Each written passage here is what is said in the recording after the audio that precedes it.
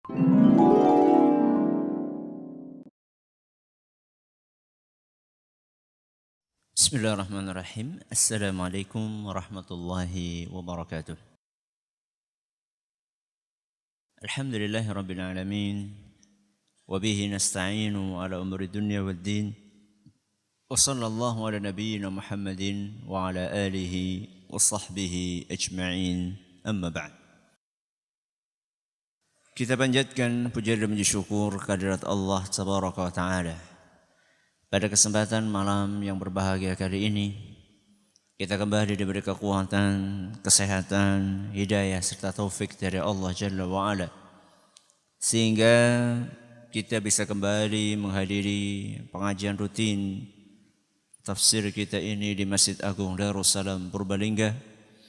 Kita berharap semoga Allah Subhanahu wa Ta'ala berkenan untuk melimpahkan kepada kita semuanya ilmu yang bermanfaat sehingga bisa kita amalkan sebagai bekal untuk menghadap kepada Allah Jalla wa'ala. Amin. Salam dan salam semoga senantiasa tercurahkan kepada junjungan kita Nabi besar Muhammad sallallahu alaihi wasallam, kepada keluarganya, sahabatnya dan umatnya yang setia mengikuti tuntunannya hingga di akhir nanti. Seperti biasanya sebelum kita memasuki kajian tafsir malam hari ini, kita akan membaca surat yang mulia, yaitu surat Al-Balad. Mudah-mudahan Allah Subhanahu wa Ta'ala berkenan untuk memberkahi majelis kita. A'udzu billahi minasy syaithanir rajim.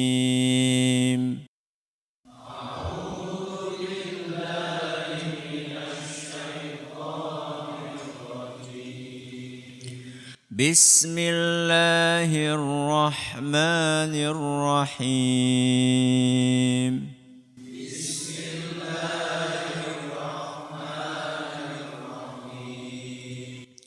La uqsimu bihadzal balad.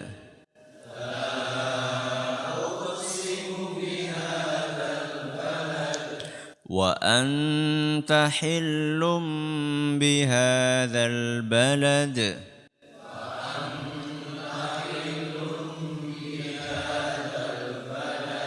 ووالد وما ولد لقد خلقنا الإنسان في كبد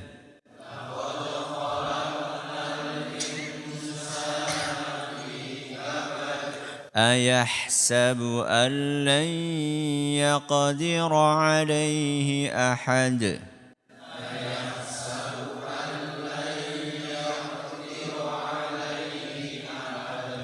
يقول أهلكت مالا لبدا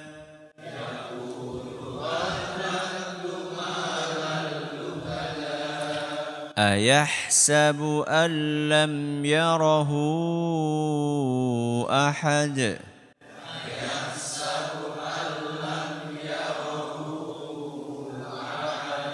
ألم نجعل له عينين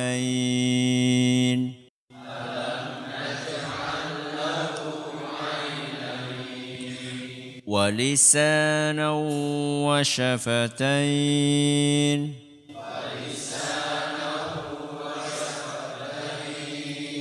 وهديناه النجدين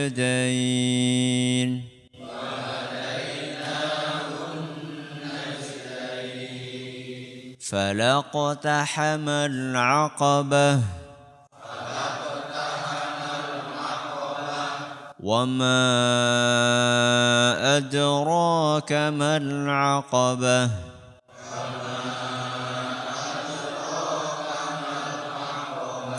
فك رقبة أو إطعام في يوم ذي مسغبة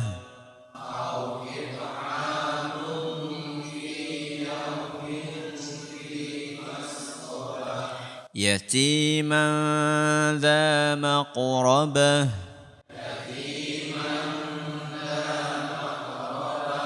أو مسكينا ذا متربة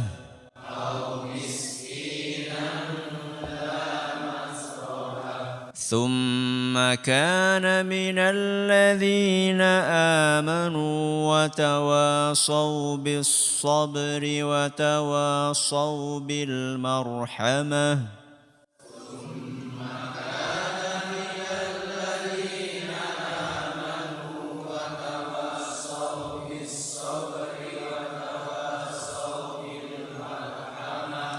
أولئك أصحاب الميمنة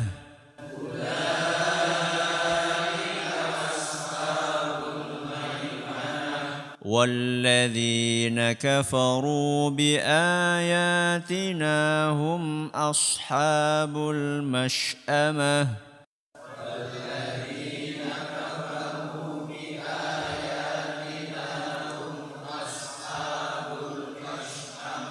عليهم نار مؤصدة.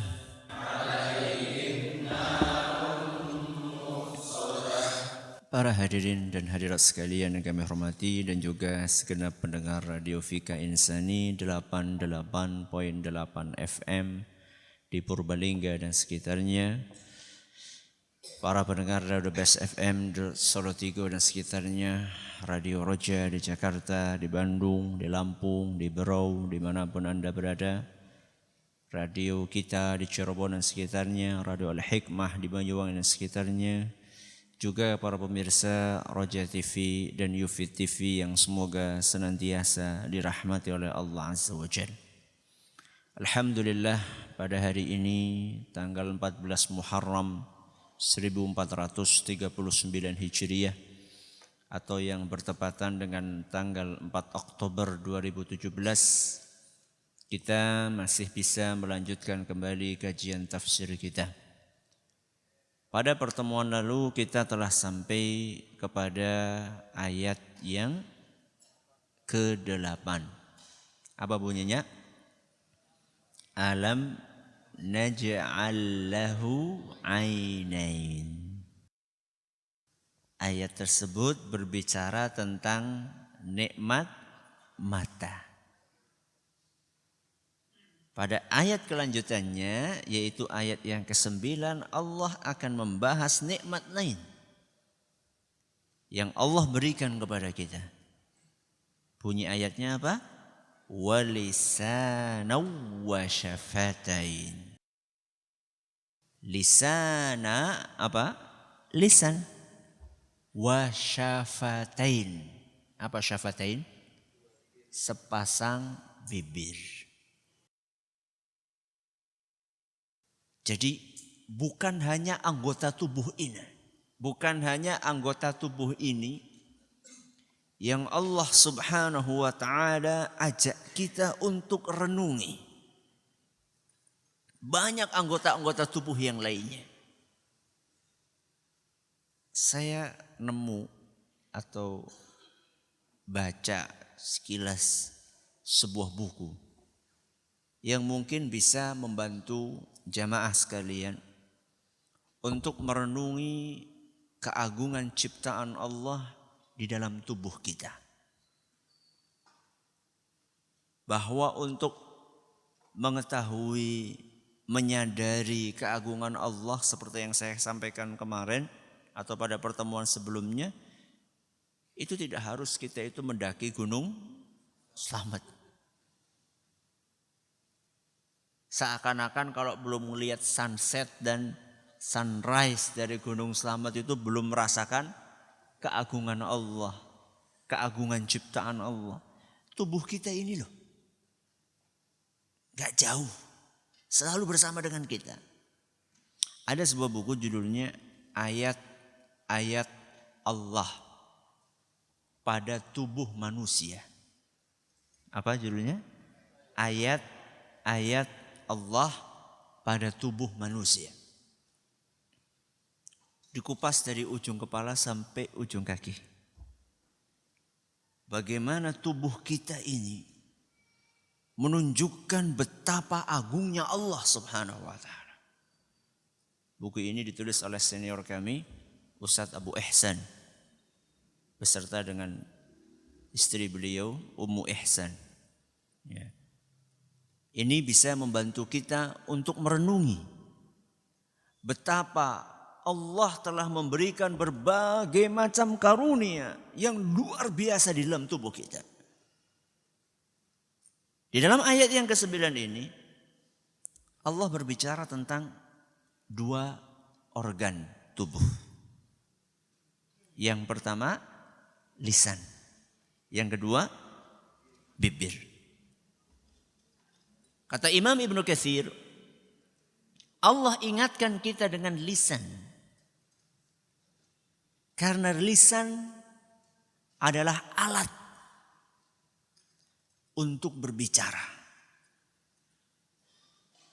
Dalam tafsir Al-Qurtubi juga disampaikan hal yang sama. Bahwa Allah Subhanahu wa taala mengingatkan kita dengan organ yang satu ini, yaitu lisan. Karena dengan lisan ini dan juga anggota tubuh atau organ mulut yang lainnya, kita bisa berbicara. Kita bisa mengungkapkan isi hati kita. Anda bisa bayangkan, seandainya kita tidak bisa mengungkapkan isi hati kita, seperti yang dialami oleh orang-orang yang diuji oleh Allah Subhanahu wa taala, tidak bisa berbicara. Tuna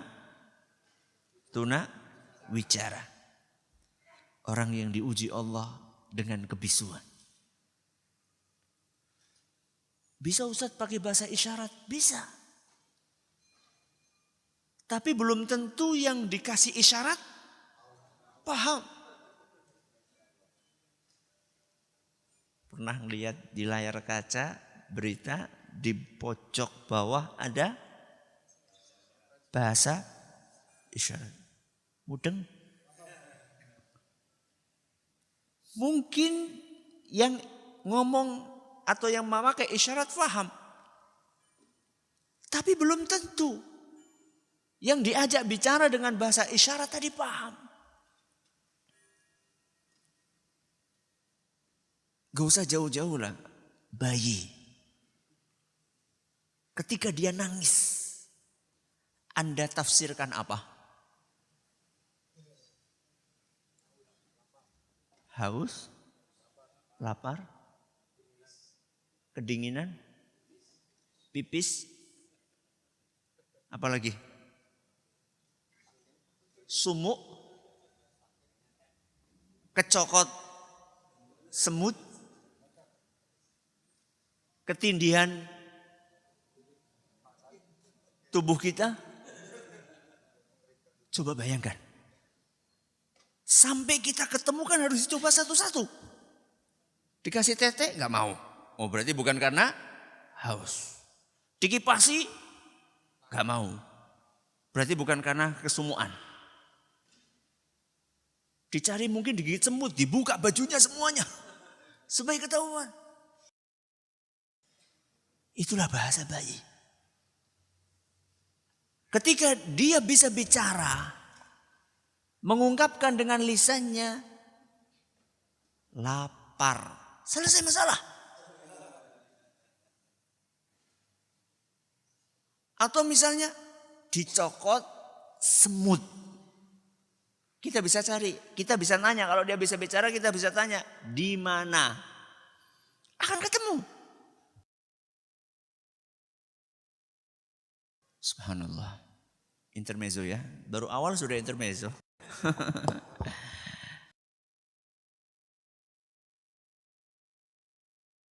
Ada seorang dai. Ada seorang dai di Arab Saudi. Namanya Abdullah Bani'mah. Siapa?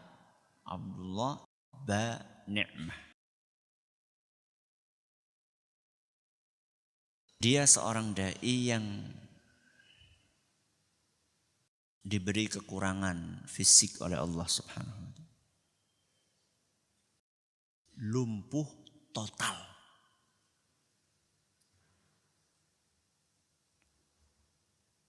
Yang bisa diaktifkan organ mulut dan telinga, pendengaran. Seluruhnya mata bisa melihat. Masya Allah, mata bisa melihat. Semuanya. Sekedar menggelengkan kepala tidak bisa. Lumpuh total. Terus dakwah. Kalau dakwah dia digeledek. Kalau pengen agak tinggi dikit pakai dipan yang bisa dinaikkan punggungnya biar agak mic-nya pun khusus. Suatu saat dia curhat kepada seorang syekh. Syekh, apa ada orang yang ujiannya lebih berat dari yang saya alami? Kata syekh itu, ada. Ayo kamu saya ajak. Diajak beneran. Ternyata ada. Kondisinya sama, lumpuh total. Ditambah bisu dan tuli. Kalau dai tadi masih bisa bicara, masih bisa mendengar, masih bisa melihat. Kalau orang yang satunya ini cuma bisa melihat. Gak bisa bicara, gak bisa mendengar. Keluarga dari orang yang kedua pernah bercerita. Karena ada suatu kepentingan kami tinggalkan anak kami di kamarnya. Gak berapa lama kemudian kami tengok anak kami di kamar, ternyata darah sudah bercucuran di mana-mana.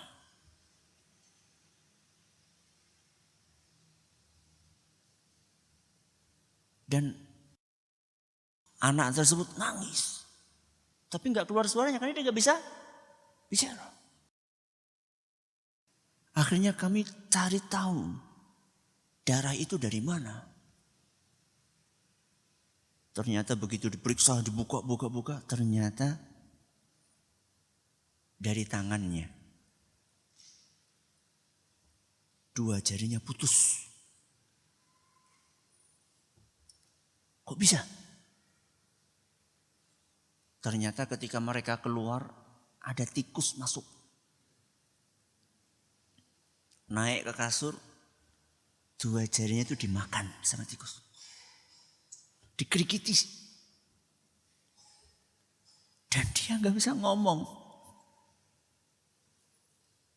Dia gak bisa teriak. Dia hanya bisa melihat tangannya dikerikiti tikus sampai habis 2 jari.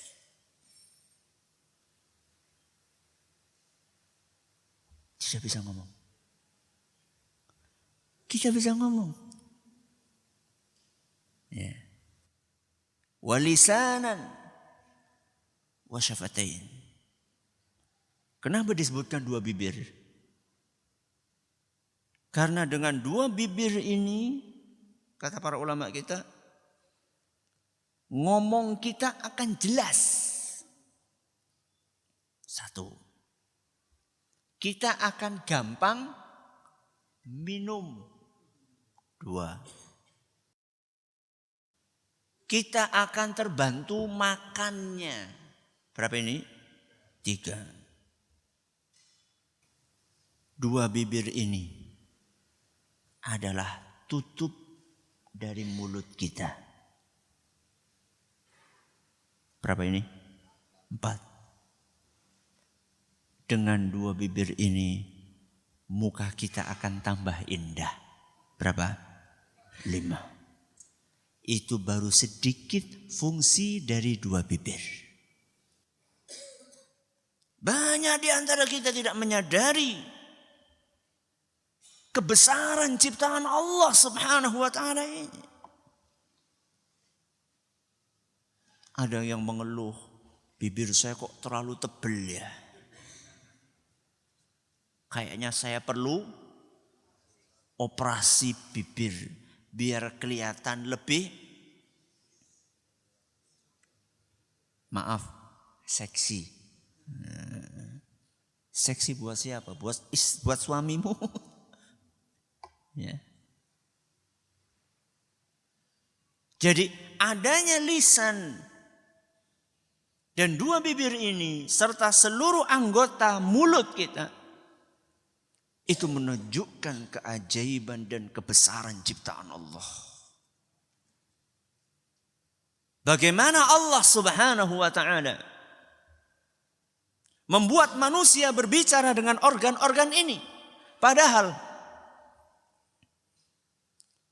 apa yang kita ucapkan, huruf, kata, kalimat, suara, baik konsonan maupun vokal, a, i, u, e, o, vokal, maupun konsonan, huruf-huruf yang lainnya.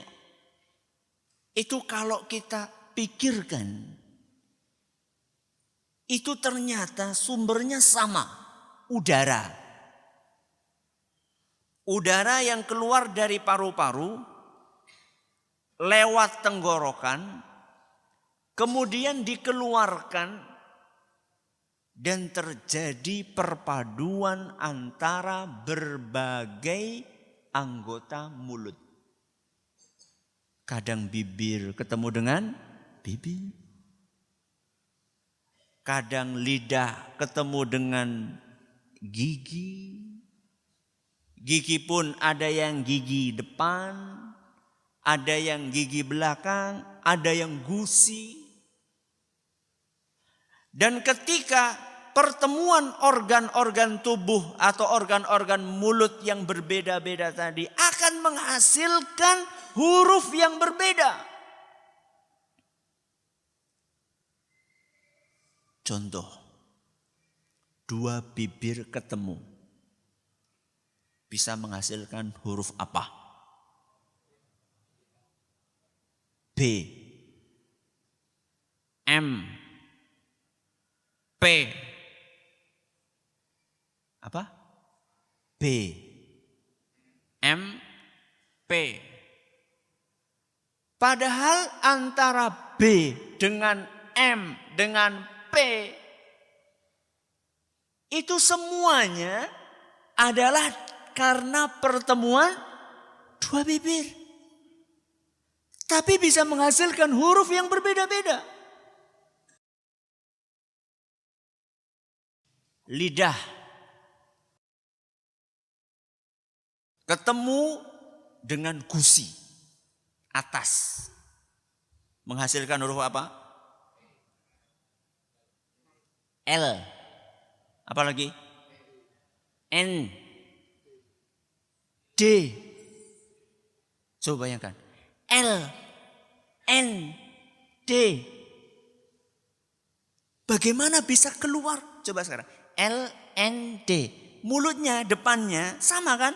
L, N, D. Yang berbeda di mananya? Di dalamnya. Perpaduan antara ujung lidah atau lidah dengan gusi bisa menghasilkan sekian huruf. Padahal udara yang keluar dari paru-paru kita sama. Enggak kok kalau L udaranya warnanya kuning. Kalau N yang keluar udaranya warna biru. Enggak. Tenggorokan. Berapa huruf yang keluar dari situ? Banyak. A. Apa lagi? K. Apa lagi? H. Ya. Ini kita baru huruf-huruf Indonesia ini. Huruf-huruf Latin. Belum kita ngomongin Huruf hijaiyah. Makanya ketika orang belajar Al-Quran, apa yang dia belajar di pertama kali? Belajar baca Al-Quran pertama kali adalah belajar makharijul huruf. Apa makharijul huruf? Makhraj huruf. Belum diterjemahkan Ustaz. Apa makhraj? Makhraj itu tempat keluarnya huruf. Itu seperti itu awalnya belajar. Gimana mau baca Al-Quran kalau makhrajnya belum benar? Makanya kan sering kita temukan iyyaka na'budu wa iyyaka nasta'in. Ngin. Berarti ada makhraj yang keliru. Apa? Ain. Dan itu akan kita temukan. Ya. Keajaiban Allah subhanahu wa ta'ala dalam ciptaannya. Nah, yang lebih penting dari itu, ketika Allah subhanahu wa ta'ala memberikan organ yang sangat istimewa ini, kira-kira ada pertanggungjawabannya atau tidak? Ada atau tidak? Pasti ada. Allah subhanahu wa ta'ala ketika memberikan sesuatu kepada kita, Allah tidak memberikan begitu saja. Akan tetapi semuanya punya tujuan. Makanya Allah ingatkan kita di dalam Al-Quran. Dalam surat Al-Mu'minun. Ayat 115 sampai 116. Surat apa? Al-Mu'minun. Ayat pinten? 115 sampai 116. Apa kata Allah? Afa hasibtum annama khalaqnakum abatha. Kalian pikir kami ciptakan kalian tanpa ada tujuan? Kalian pikir kami ciptakan kalian sia-sia? Kalian pikir kami ciptakan kalian main-main? Para ulama menafsirkan ayat ini, kalian pikir kami ciptakan kalian cuma untuk makan, minum, bikin anak? Kalau seperti itu apa bedanya? Nun sewu. Manusia dengan hewan. Kalau yang dipikir adalah perut dan yang di bawah perut. Kalau itu pikiran manusia, bagaimana perutnya dan yang di bawah perutnya terpenuhi? Apa bedanya kita dengan, boleh kita katakan teman-teman sesama makhluk yang Allah ciptakan di muka bumi ini? Saya yakin gak ada di antara kita yang terima ketika dikatakan kamu ini loh kayak kebo. Ada? Ada gak? Gak ada. Oh, sembarangan. Orang ngomong kok gak pakai etika. Loh, Anda tidak mau dikatakan kayak kebo. Tapi lihat perilaku Anda. Ya. Kebo waktunya azan tetap saja bekerja. Saya tidak katakan yang tetap bekerja itu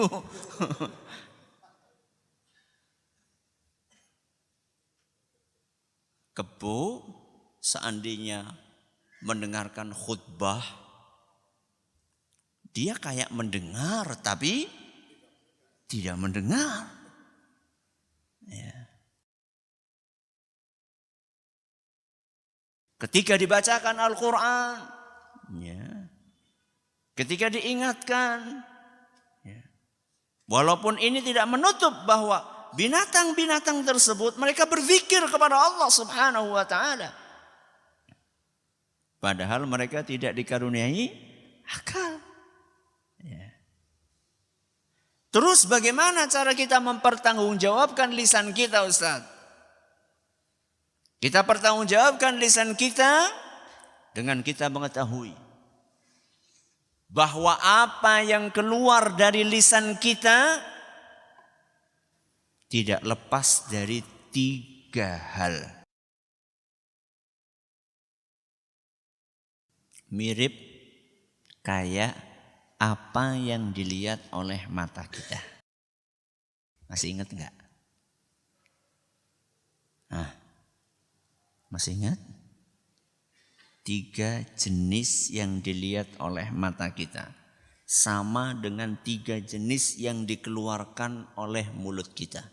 Masih ingat?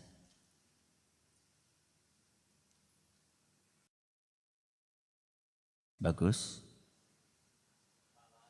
Bagus? Bagus. Barakallahu fiik. 1, menghasilkan pahala. 2, menghasilkan dosa. 3, tidak menghasilkan pahala, tidak menghasilkan dosa. Ini sudah kita sampaikan kemarin ketika kita membahas tentang mata. Apa yang dilihat oleh mata ada 3 jenis. 1, menghasilkan pahala. 2, menghasilkan dosa. 3, tidak menghasilkan pahala, tidak menghasilkan dosa. Sama, apa yang keluar dari mulut kita salah satu di antara 3. Yang pertama, menghasilkan pahala. Contohnya zikir. Terus baca Al-Quran. Terus dakwah. Terus amar ma'ruf nahi mungkar, wa tawasau bil haq wa tawasau bis sabr. Makanya Rasulullah sallallahu alaihi wasallam mengingatkan dalam sebuah hadis yang diriwayatkan oleh Imam Bukhari, kalimatani habibatani ila rahman. 2 kalimat yang sangat dicintai oleh Allah. Khafifatani 'alal lisan, ringan di lisan. Thaqilatani fil mizan, akan tetapi berat di timbangan. Di lisan ringan, tapi di timbangan berat. Saya yakin semua tahu apa? Subhanallah wa bihamdihi subhanallahil azim. Coba, pernah dengar hadis ini? Pernah. Hari ini sudah membaca subhanallah wa bihamdih subhanallahil azim ping pinten. Ustaz gak perlu sebut angka Ustaz, nanti riak. Atau enggak ada yang disebut karena tidak membaca. Ada 2 kemungkinan. Dan tidak perlu jenengan jawab. Karena saya cuma ingin mengingatkan. Ringan di lisan. Subhanallah wa bihamdih subhanallahil azim. Ketika jenengan ngantri di rumah sakit, mulai dari ngambil nomor sampai dapat obat, berapa jam? Aduh, orang ngerti Ustaz. Ngambil nomornya aja sebelum subuh Ustaz.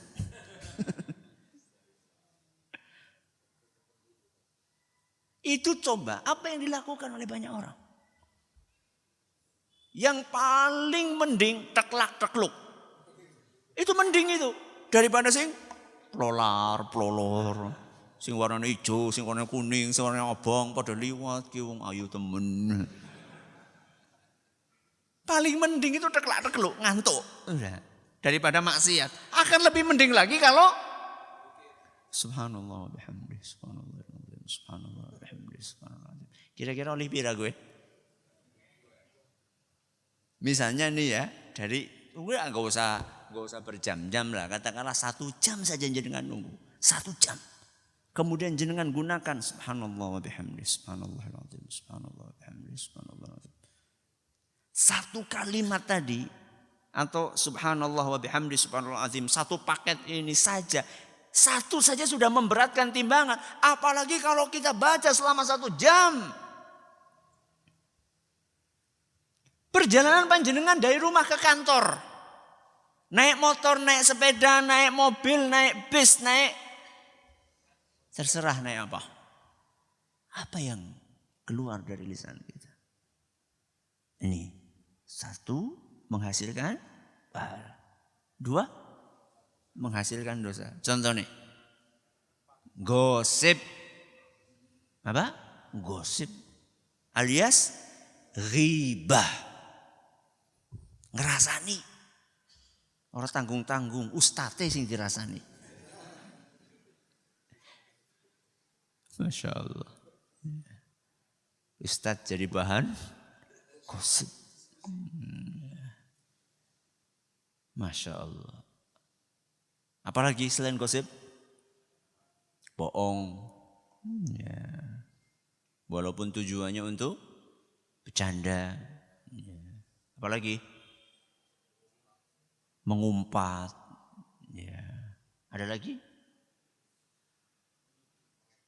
Mengecek orang lain. Banyak sekali. Dan itu kadang-kadang keluar dari lisan kita tanpa kita sadari. Ustadz, kalau tidak kita sadari berarti tidak apa-apa. Oh, subhanallah. Nabi kita Muhammad sallallahu alaihi wasallam menyampaikan sebuah hadis yang subhanallah. Serem. Hadis riwayat Bukhari dan Muslim. Innal 'abda la yatakallamu bil kalimati ma yatabayyanu ma fiha. Kadang-kadang ada seorang hamba yang mengucapkan 1 kalimat tanpa dia perhatikan dampaknya.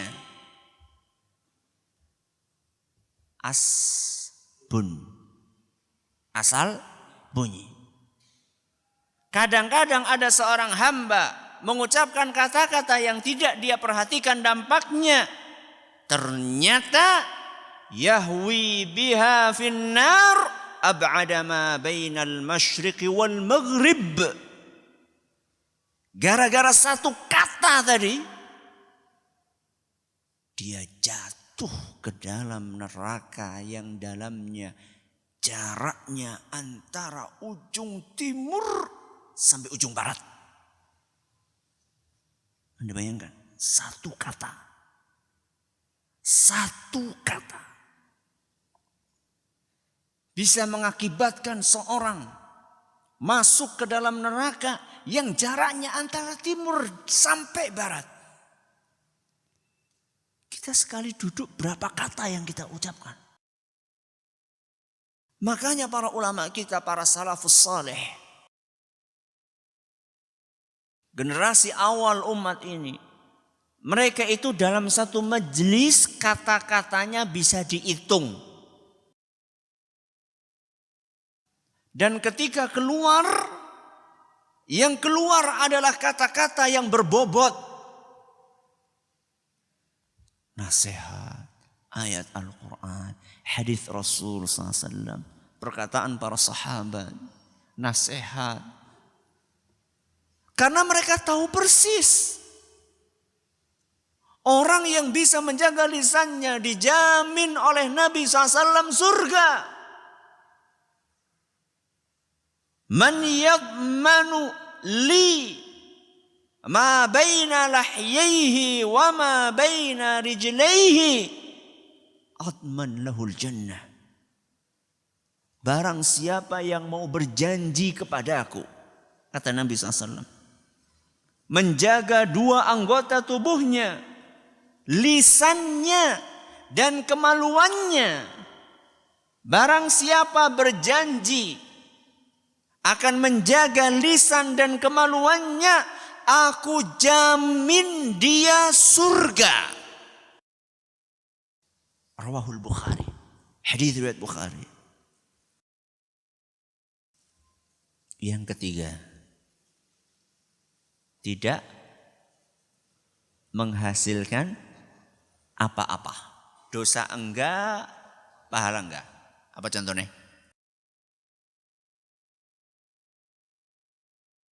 Ngobrol. Tentunya sekali lagi ini bukan ngobrol yang ngomongin orang lain ya. Ngobrol misalnya ngobrol tentang pekerjaan.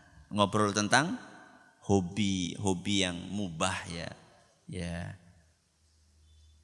Tapi yang ketiga ini kalau niatnya baik bisa jadi pahala. Contoh ngobrol sama istri.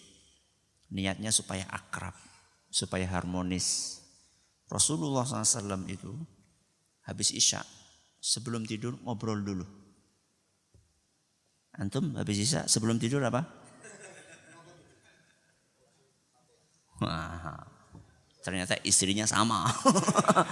Kapan ngobrolnya? Rasulullah SAW sebelum tidur. Habis tidur, tahajud. Setelah selesai tahajud, beliau akan lihat istrinya tidur atau tidak. Kalau istrinya enggak tidur, diajak ngobrol sama Nabi SAW. Subhanallah. Komunikasi. Mudah-mudahan bermanfaat buat kita semuanya. Subhanakallah bihamdik. Asyhadu an la ilaha illa anta astaghfiruka wa atubu ilaik. Assalamualaikum warahmatullahi wabarakatuh. Jangan lupa untuk subscribe dan share bila kajian ini dirasa bermanfaat.